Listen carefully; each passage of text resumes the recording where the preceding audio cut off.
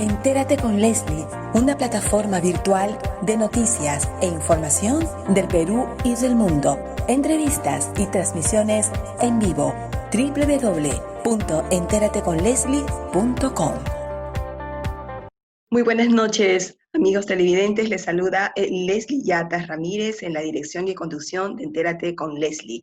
Miércoles 1 de julio del 2020, 7 en punto de la noche, tenemos un programa especial para ti, como todos los miércoles de 7 a 8 de la noche. Te invitamos a que nos visites en nuestra página web www.enterateconleslie.com y a través de nuestras redes sociales Facebook, YouTube y Twitter. Estamos a tu completa disposición.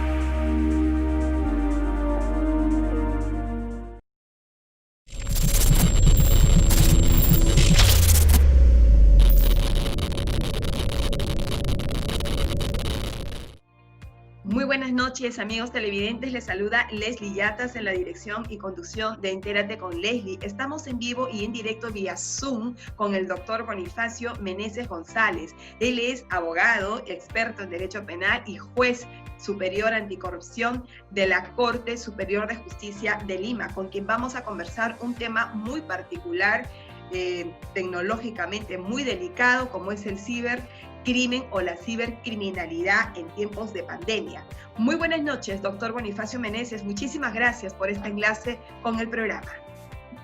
Muchísimas gracias a ustedes por la entrevista. Siento que en verdad es una ventana de opinión sumamente al alcance de todos los ciudadanos, que sobre todo quieren estar al tanto de lo que significa política, economía y sobre todo derecho en estos tiempos tan difíciles de pandemia. Gracias por la entrevista. Muchísimas gracias, doctor, y vamos directamente al tema que hemos estado anunciando en nuestras redes sociales, la cibercriminalidad.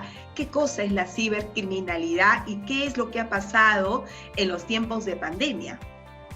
Bien, entendemos como cibercrimen como aquel delito que se comete a través de las redes, a través de la telemática, a través de la cibernética, a través de todo este órgano que se llama el espacio cibernético. Normalmente el ciberespacio.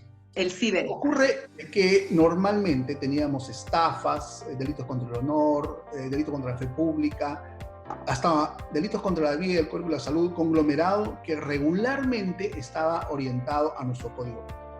Pero resulta que aparece una nueva figura. Decíamos que Durkheim decía de que la criminalidad es un flagelo normal en aquellas sociedades que alcanzan mayor desarrollo complejo. Entendemos que esta figura delictiva es la que se convierte en una nueva pandemia. Según Ned Wallace, que es aquel agente de la Organización de las Naciones Unidas, en este tiempo ha crecido exponencialmente el 600% el delito que se comete a través de las redes. Entonces, reitero, es una de las circunstancias en las que ha superado al tráfico ilícito de drogas. Se juegan billones de dólares en el mundo por la forma como están ingresando a través de diversos virus, ¿no? Que tiene una serie de denominaciones: phishing, malware, WannaCry, keylogger. Los últimos se han aparecido a través del SimSwap. Entonces, son diversas figuras o formas de utilizarlas con el fin de conseguir que una disposición patrimonial, que reitero, está superando los billones de dólares.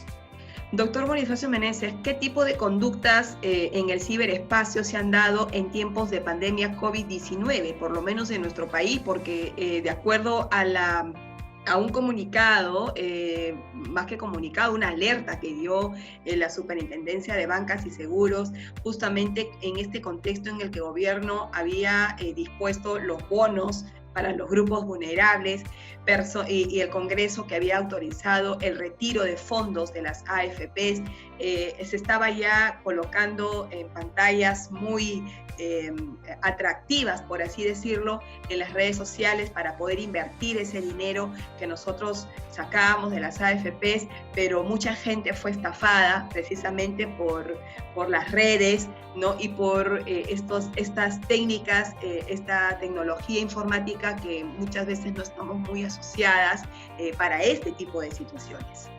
Bien.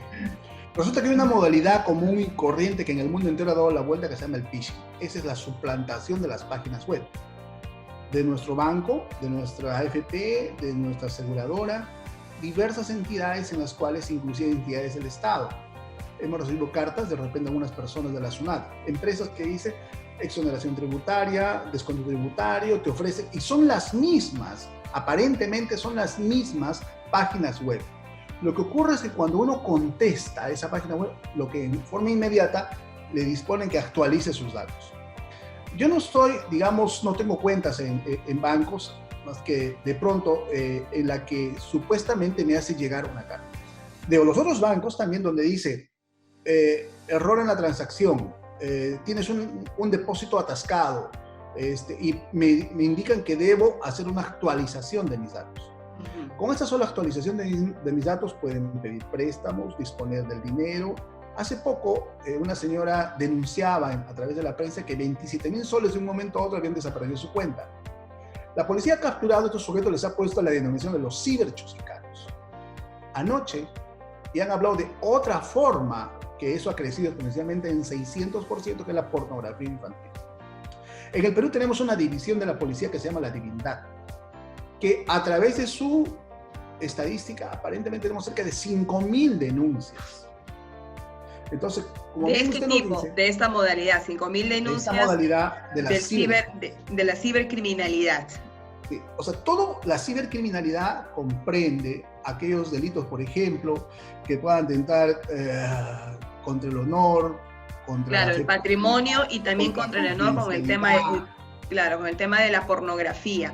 Pero quería ir a precisar el tema en cuanto a los delitos patrimoniales, ¿no? Sobre todo, específicamente en este tiempo de pandemia, con todos los bonos que ha dado el gobierno, con el retiro de las AFPs, se han puesto en alerta estos delitos para engañar a la gente, para estafarlas y para aprovecharse de esta actualización de datos y empezar a hacer operaciones, ¿no?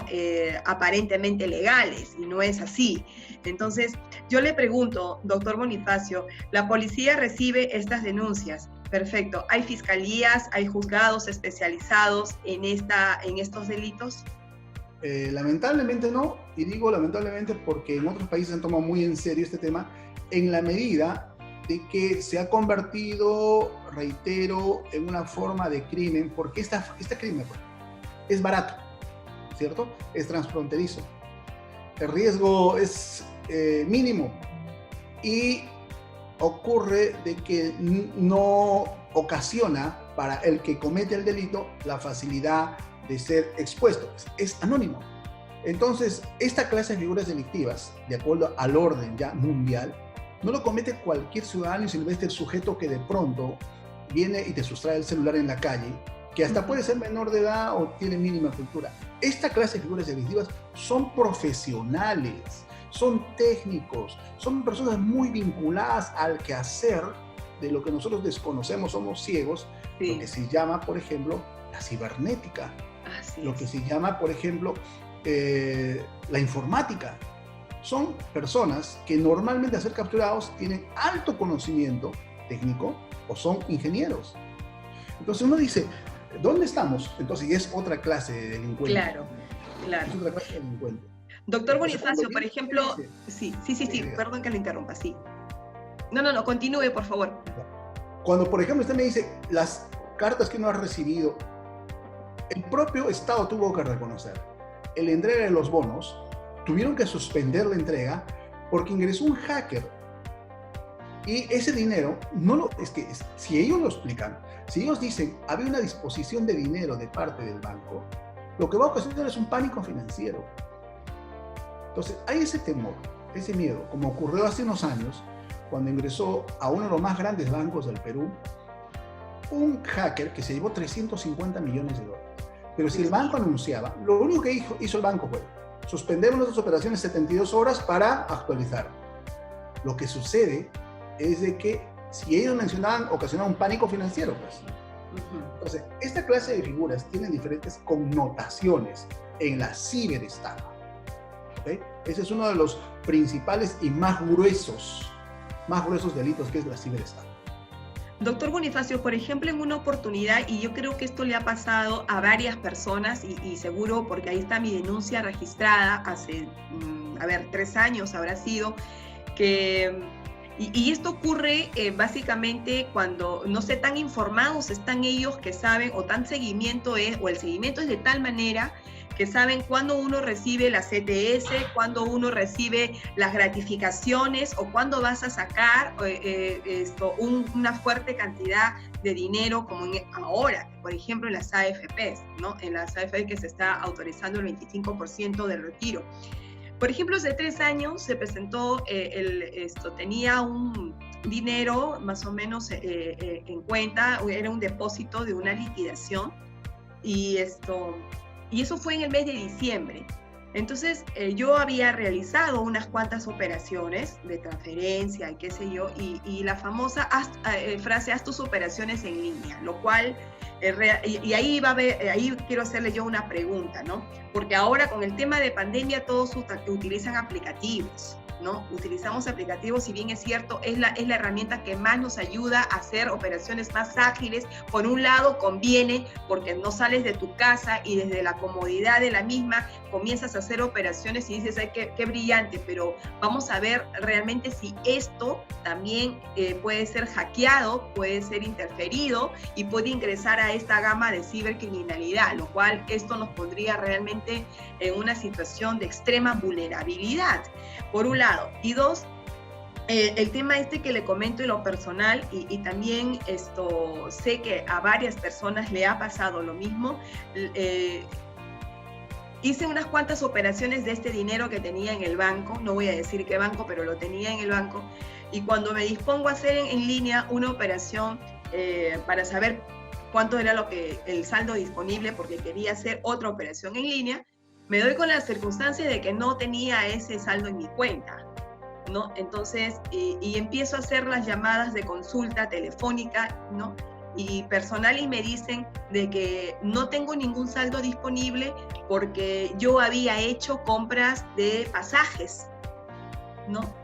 Vía aérea. Entonces, y yo nunca hice una compra de pasajes vía aérea. Lo regular en ese aspecto es lo que se llama la ciberestafa. ¿Ah? Entonces, aparentemente uno autoriza a esa entidad bancaria para que haga una disposición de la cuenta para determinado gasto. Sin embargo, puede ser orientado para otra clase de gastos. Es porque ha ingresado, no necesariamente a la entidad bancaria, y por eso las entidades bancarias tienen ciertas protecciones, candados, pero evidentemente estos no son lo suficientemente fiables cuando ingresa a la cuenta personal del cliente. O sea, el banco puede tener los candados necesarios, el banco puede proteger sus intereses, ¿de acuerdo? Pero cuando ocurre de que el ciudadano común y corriente hace, como lo es natural en todos los países del mundo, hace una compra, aparecen otras compras adicionales, unos gastos adicionales Y a veces uno no se percata de $2, $3, $2, $3 que van semanalmente quitando, pero si hablamos de 1 millón de personas, ese negocio de ese hacker se está llevando cerca de 2 o 3 millones mensuales de dinero. Ok. Entonces, lo que le ocurrió en su momento fue, en efecto, existe el reporte inmediato a la agencia o la entidad bancaria, hay unos gastos de los cuales no he autorizado. 1, no responder dentro de la página web que se le ha comunicado, que por ejemplo tiene que actualizar, sino colocar todos los caracteres desde el inicio, ¿no? Desde la www y luego siguiente para saber si es el banco. Ver la forma, en lo posible, de tener de nuestra parte los candados. ¿Para qué? Para que no ocurra que es muy fácil tener mi cuenta a nombre mío y mi clave también muy accesible, ¿no? Fecha de nacimiento, nombre de los familiares más cercanos o el lugar de trabajo, y que los hackers lo pueden identificar. Pues, de cierta manera, esta figura de la ciberestafa es la que más connotación tiene, por cuanto la ciudadanía en la actualidad en el mundo entero está adquiriendo bienes y servicios a través de la web. Y en este caso, por ejemplo, como sé que es el caso de muchas personas, porque después hicimos unas indagaciones, la denuncia está ahí, registrada, el banco, planteé la queja al banco y me devolvió el banco el dinero porque encontró irregularidades, ¿no? En los movimientos, encontró irregularidades. Claro. Hizo una serie de filtros supuestamente a la empresa aérea, a la agencia, ¿no?, de viajes, y no contestaron, entonces detectaron que hubo irregularidades, que había sido pasible de una estafa cibernética seguro en ese momento, pero se me devolvió a mí el saldo a mi cuenta y ya quedó. Sí. La empresa bancaria tiene regulaciones específicas. Así es. Cosa que, por ejemplo, si se tratara de una empresa, en su caso, una persona natural, en la que realiza miles de movimientos, no se va a percatar de la adquisición de un pasaje, que puede ser para una de sus personas. Entonces, los hackers pueden ingresar a cualquier tipo de cuenta, ingresan, y lo que ocasionan es la disposición patrimonial en el acto. No se van a demorar nada. Y sí, yo soy persona natural, por ejemplo, yo soy persona natural, y como tal hice las operaciones, pero le pongo este ejemplo porque sé que no en todos los casos se ha procedido a la devolución del dinero, no en todos los casos, y son grandes cantidades que se han denunciado. O sea, ¿cuál es lo más riesgoso, Dora, de que en el tema relacionado a la transacción posterior hecha por bitcoins? Okay. Las criptomonedas en el mundo entero están teniendo ya un soporte, ya se aprobó en China que va a tener su criptomoneda, pero con una regulación interna sumamente estricta. Okay. ¿Y qué pasa con una criptomoneda? La criptomoneda son una serie de caracteres en las que normalmente antes, digamos, de la zona de Colombia, Perú y Bolivia llevaban droga a Estados Unidos, entonces buscaban esas mulas o esos burrés para llevar la droga. Pero también esos burrés tenían que ser conseguidos de allá para devolver el dinero. Pero si ahora sale la droga, regresa en bitcoins. Y eso no tiene absoluta forma de ser regulado en esta zona de la región, me refiero a Latinoamérica, pero sí lo están haciendo con mucha eficacia en Japón, sobre todo en Asia, ¿okay? Sobre todo en Asia. Y China ha visto, frente al apogeo de las criptomonedas, crear su propia criptomoneda, pero con el soporte del Banco de Agricultura, con el soporte de su propio Banco Nacional, pero crear en yuanes. Y esto ocasiona de que tengan un soporte que no tenga el anonimato y paguen impuestos. Las criptomonedas no pagan impuestos, todo es anónimo. Entonces, cuando estas transacciones se hacen a través de esa ruta, son imposibles ser identificadas. De ninguna manera. O sea, Doctor Bonifacio Meneses, ya que estamos en el tema del ciberespacio, por ejemplo, en este tema de pandemias, ¿qué es lo que realmente se ha hecho en este tema, en este contexto de pandemia? Ya no solamente hablando de delitos contra el patrimonio, sino de delitos, por ejemplo, que atentan contra la integridad personal, no contra la vida, como por ejemplo es en el tema de la pornografía infantil. ¿Por qué es que este delito se ha incrementado? aplicado en temas, por ejemplo, en este contexto de COVID-19, en el tema de la cuarentena? En el mundo entero, normal teníamos una serie de secuencia de estos cibercrímenes. Pero en este tiempo, desde marzo hasta la actualidad, decía que Nel Walsh, este secretario adjunto de la Organización de las Naciones Unidas, ha denunciado el 600% de incremento en una clase de figuras delictivas. Pero que dentro de ese rubro del la ciberestafa, digamos, ocupa un gran número, pero dentro de otro gran rubro se trata de ¿quién? La pornografía infantil. Entonces, eso es lo más lamentable, porque quienes están directamente involucrados son los familiares, inclusive los padres, porque si un niño está pegado como nunca al ordenador, al celular, ocurre el caso de que hay juegos en línea, que ellos participan. sí. Estos juegos en línea le pueden dar un premio. A cambio de ese premio, el niño le dicen que debe desnudarse o hacer alguna conducta, más aún, y luego esos supuestamente expuestos a la venta. Anoche la televisión peruana exponía un caso de un pedófilo que había sido capturado porque vendía videos a 45 soles. Imagínense, 3 videos a 45 soles de relaciones, y él decía un título, ¿no? Relación sexual con mi sobrinito. Cuando lo capturan al tipo, le dicen, ¿usted ha tenido relación con su sobrino? No, no era mi sobrino. Admitió la relación con un menor. Claro. Pero ¿a través de qué se sirvió? Se sirvió de las redes, se sirvió de la telemática. ¿Para qué? Ocasionar esta figura delictiva. Entonces, en el Perú ciertamente eso está castigado. Tenemos una policía especializada, la DIVINTAT, sí, pero no tenemos ni fiscales ni jueces especializados en cibercrimen como sí lo tienen otros países.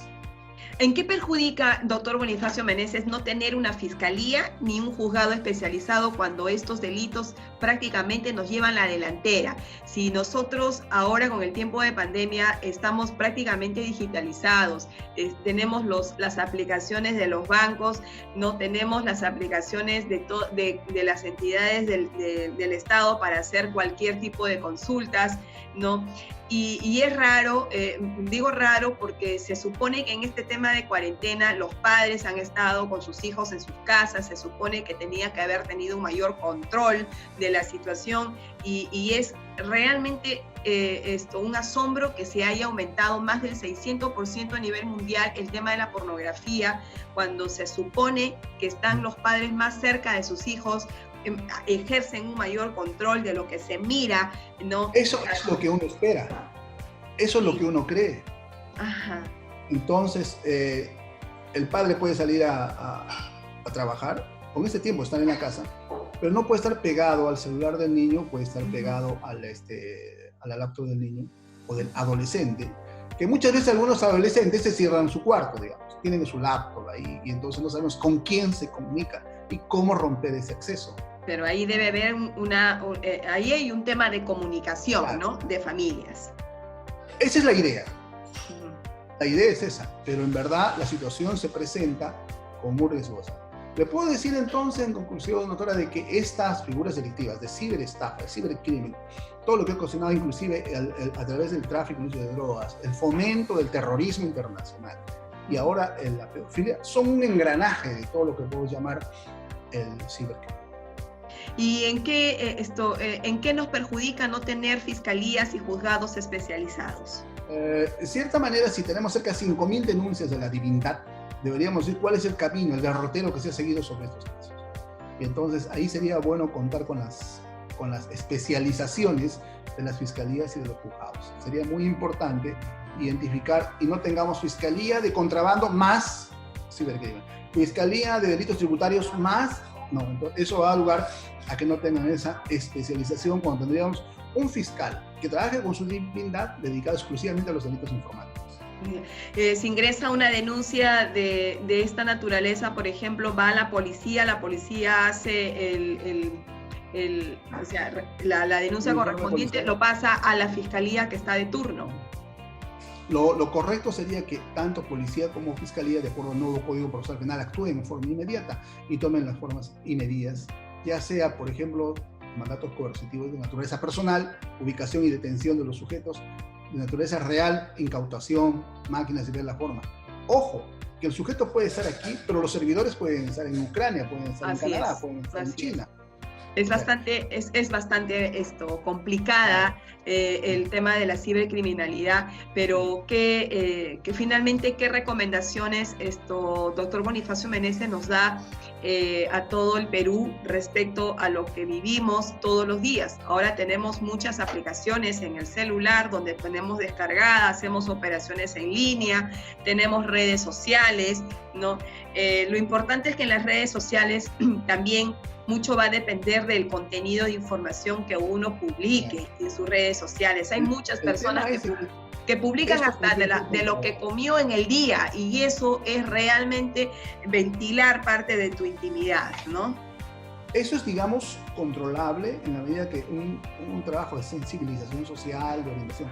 Hay gente que coloca desayunando en tal lugar, almorzando en tal lugar, me voy de viaje, comiendo esto. O sea, hay gente que puedo decir que se expone al rastreo. El tema es, en su conjunto, ver cómo el Convenio de Budapest está regulando a nivel internacional los delitos informáticos de cibercrimen. Ver en el Perú la creación de fiscalía. Ver la forma de capitalizar esfuerzos a nivel de la jurisprudencia internacional para que nos orienten sobre la aplicación espacial de la ley penal. Si el delito se cometió aquí, el daño fue en España, o en China, o en Estados Unidos, ¿qué juez lo va a juzgar? Así es. Principio de equidad, principio de aplicación espacial de la ley penal. Esas cosas tenemos que regular finalmente. Muchísimas gracias, doctor Bonifacio Meneses, por esta explicación de la cibercriminalidad. Ha sido con nosotros el doctor Bonifacio Meneses González, juez superior anticorrupción de la Corte Superior de Justicia de Lima. Muchísimas gracias por este contacto. Muchísimas gracias, encantadísimo, y les deseo éxitos en su trabajo. Gracias, hasta otra oportunidad.